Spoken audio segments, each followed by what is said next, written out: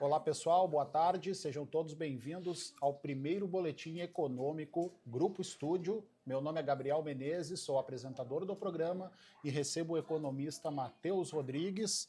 Tudo bom, Matheus? Tudo bem, Gabriel? Vamos repercutir o que é assunto e o que tem dado de falar no cenário macroeconômico brasileiro.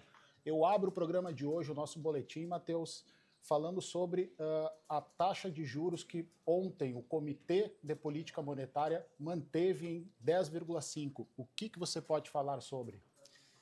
Então, Gabriel, ontem a gente teve nessa decisão do Copom, mantendo aí o nível da taxa de juros, assim como na decisão passada, né? Essa foi uma decisão bem mais previsível aí pelo mercado. Antes a gente vinha numa tendência de queda e agora a gente está aí numa tendência de manutenção. E né, acho que o mais importante, né, sobre essa decisão é o próprio parecer, né? Então a política aí monetária, né, do país, da taxa de juros, ela agora tem um parecer muito mais rigoroso aí do Copom, pelo menos até o fim do ano. Então deve aí ser mantida, né, essa taxa também nas próximas reuniões. Essa é a sinalização do momento e né, muito por uma questão de cenário externo aí um pouco complicado, e também aqui internamente, né, a gente tem uma recente aí pressão inflacionária crescendo, né, no Brasil, e também a própria questão do risco fiscal, né? Então o governo prevê esse ano, né, um déficit de zero e não vem até então cumprindo, né, essa meta orçamentária. Então o risco fiscal aí de realmente manter essa dívida pública sustentável também aí está afetando, né, essa questão da taxa de juros aqui no Brasil, no que tange aí a decisão do Copom. E, Matheus, em algum momento, tu consegue fazer alguma relação, ou até mesmo isso tem interferência também da taxa de juros que foi mantida pelo Banco Central americano ontem? Com certeza, Gabriel, com certeza. Porque os Estados Unidos basicamente uma economia líder aqui na região das Américas, né? E muito do capital, né, acaba vindo de lá. E né, é a economia mais importante do mundo. E como é uma economia totalmente consolidada, ela tem uma segurança muito maior. Então, na medida que hoje vocês têm taxas de juros nos Estados Unidos muito altas, né, para o histórico americano, né, hoje em 5,5%, né, para o histórico americano isso é muito alto.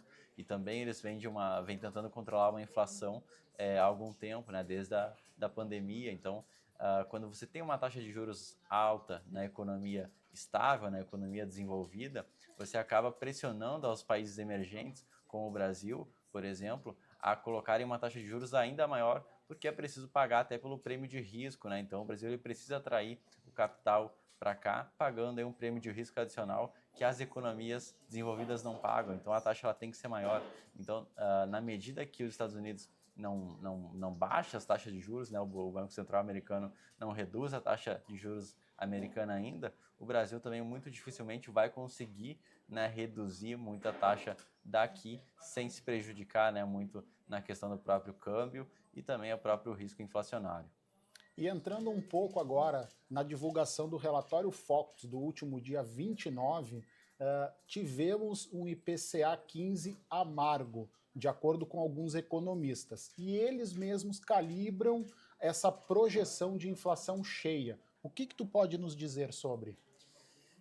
A pressão inflacionária, né, ela vem acontecendo esse ano e né, o IPCA 15 é o índice, né, que mede aí a inflação, né, do meio do mês, né? Então ele pega por exemplo, do dia 15 de junho até o dia 15 de julho. Então ela pega realmente essa inflação mediana e depois de fato agora a gente, né, entrando agora no mês de agosto, a gente vai ter de fato a inflação de julho divulgada, né?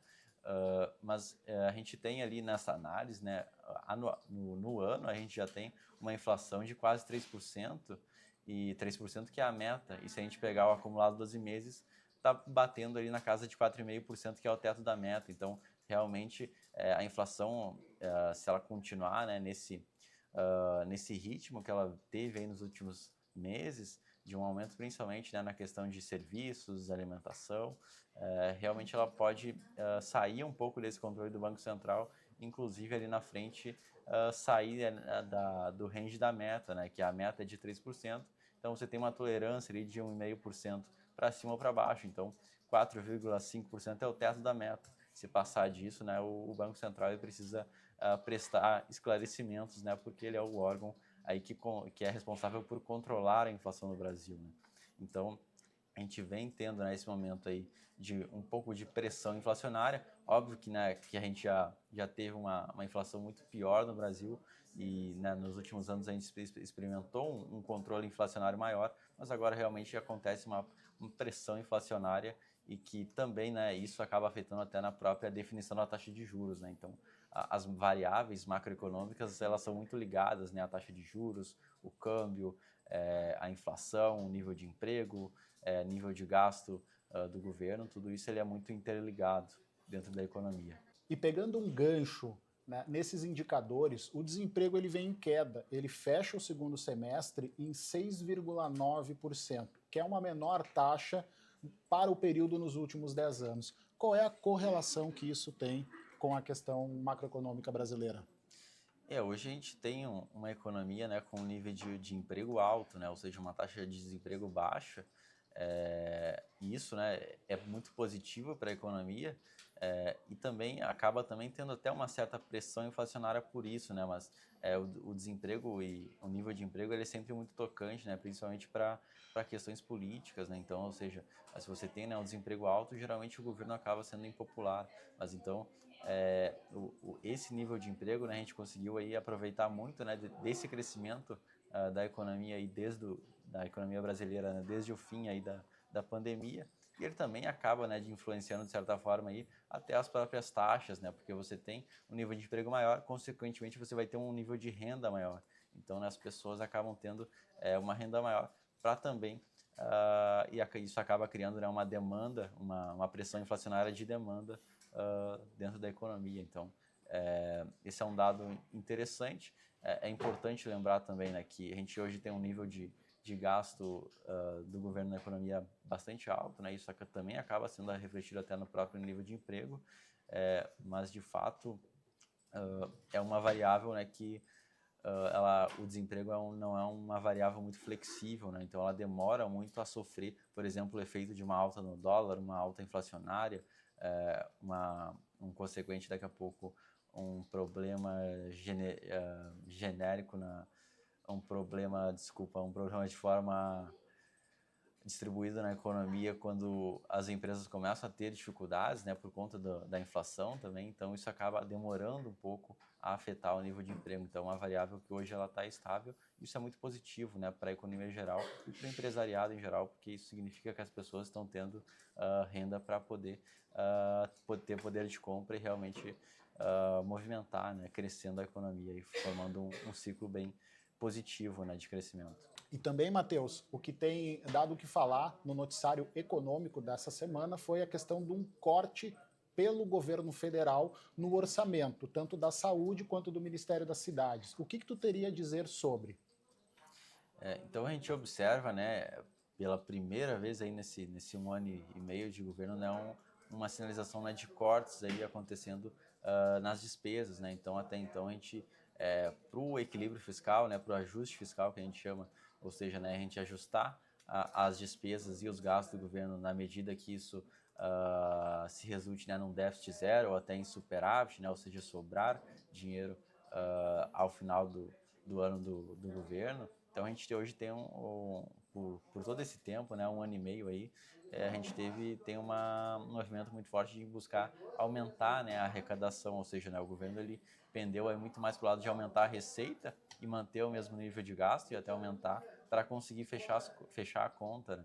Então agora a gente vê aí realmente um movimento de cortes, né, de 15 bilhões aí em diversos ministérios, se eu não me engano foi 2 só ministérios que não tiveram cortes, e é um movimento positivo que o mercado, né, o mercado enxerga isso de forma positiva, porque demonstra aí que o governo, né, não abandonou aí totalmente o alinhamento para um ajuste fiscal, né? Então isso é muito importante também até para a própria taxa de juros, para o câmbio. Isso demonstra aí para o investidor estrangeiro uma confiança maior de que o país tem essa intenção em seguir, né, esse ajuste fiscal e seguir aí a meta desse ano estipulada de déficit zero nas contas públicas. E trazendo agora para a parte final aqui do nosso boletim econômico, eu estou com o relatório Focus aberto, divulgado agora no dia 29, e ele traz alguns dados aqui que eu acho que são bastante interessantes, né? A gente atualmente agora está com o dólar cotado em aproximadamente 5,73, se eu não me engano, uma atualização agora do começo da tarde desse dia 1º. Porém, o câmbio projetado no relatório Focus ele está de 5,30 até o final do ano. Você trouxe aqui também inicialmente, né, que a taxa de juros Selic, a tendência é se manter em 10,5. O que tu poderia falar um pouco sobre isso? Porque nós temos um IPCA que há 4 semanas projetava para o final do ano 4% e hoje já está em 4,10%. Gostaria que tu fizesse uma análise geral desse último relatório Focus. Então a gente vê a questão, né, do próprio dólar. Eu acredito que o mercado veja muito aí o potencial, né, do Federal Reserve, que é o Banco Central Americano, começar a cortar juros em setembro. Então isso provocaria uma valorização, né, do real frente ao dólar. Então acredito que o mercado em si está muito esperançoso, né, nessa iniciativa, né, de reduzir juros americanos para que o dólar se valorize. Então fechando o ano aí nessa casa de 5,30, né? Hoje aí na casa de 5,70, então reduzindo aí um pouco esse patamar do câmbio. E aí no que tange a inflação, né, a gente vê aí um certo descasamento, né? Porque se o mercado ele está prevendo aí terminar o ano com 4,10% e a meta é 3%, então você vê que as expectativas hoje elas não estão ancoradas, né? Então o Banco Central tem uma expectativa e o mercado está tendo outra, né? Então isso é geralmente um problema aí quando a gente fala de investimento, de inflação, de taxa de câmbio. Então é o cenário que hoje, né, o relatório Focus aponta, e a gente vai ter que ir acompanhando aí nos próximos meses, principalmente, né, a questão aí do ajuste fiscal aqui no Brasil, da própria pressão inflacionária que vem acontecendo, e também aí, mas por último, mas não menos importante, a própria decisão aí do Banco Central americano ali de em setembro baixar os juros ou não. Perfeito. Matheus, quero agradecer a participação. Esse é o nosso primeiro boletim econômico do Grupo Estúdio. Se você gosta deste conteúdo, diariamente nós criamos os mais variados conteúdos em todas as bandeiras do nosso grupo. Siga o Grupo Estúdio nas redes sociais, @Grupo Estúdio. Certo, pessoal? Um forte abraço e até mais. Forte abraço.